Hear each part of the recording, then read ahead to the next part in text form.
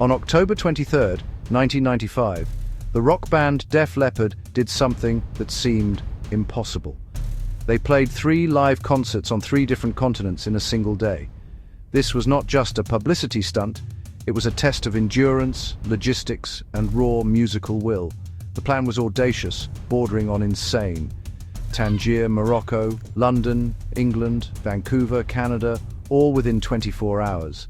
For a band forged by adversity, including Rick Allen's remarkable comeback, they designed a day to make their music circle the globe at speed, connecting fans across cultures and borders. Dubbed the Vault Tour, it aimed for a Guinness record and launched their greatest hits. The day began before sunrise in Tanger, Morocco. At 12:23 a.m. local time, Def Leppard played an intimate acoustic set in the Caves of Hercules, stripped down and haunting, as echoes faded and the clock began to roar. They rushed from the stage, gear packed with military precision, and sped to the airport. Africa receded as the sun climbed. Next stop, London. Home turf, new pace. From ancient rock to modern rush, they hit the legendary Wapentake Club for another acoustic set at 11:35 a.m., a homecoming high before the longest flight. Pulling this off required military-grade precision, a small crew in perfect sync. Every minute scheduled, flights, ground moves, and sound checks. The jet was their only sanctuary. A lean team handled setup and teardown at warp speed. The first 2 shows were acoustic to cut gear to the bone. No heavy amps, simplified drums. A full electric backline waited in Vancouver, pre-positioned. No room for error. 1 delay, 1 fault, and the record was gone. Short, impactful set lists for speed. Crew improvised in seconds, not minutes.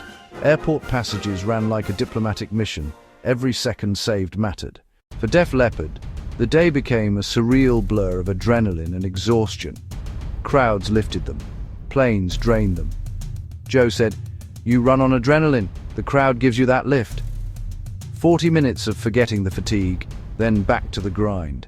They napped in fitful bursts, traded quiet conversations, stared into the clouds. Vivian called it brutal. The glamour was on stage, everywhere else was grit. Humor held them together. Rick Allen's resolve inspired everyone. The final show was the ultimate test. Voices raw, muscles aching, jet lag fog thick. But when lights hit, they transformed. Exhaustion became power. Phil said, "By Vancouver, we were running on fumes, but we gave it everything." The impact was immediate and global. Newsrooms lit up, vaults surged into the spotlight, and the Guinness record became official. Before social media, the world still watched together. Tanger was intimate and exclusive, London, a jubilant homecoming, and Vancouver, a roaring victory.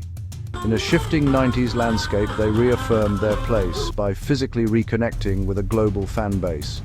It fit their story of resilience, from tragedy to triumph. The unsung crew made the impossible possible. Not just a stunt, a feat of endurance respected industry-wide. It remains a singular moment in rock history, a victory lap around the planet, proving music knows no borders.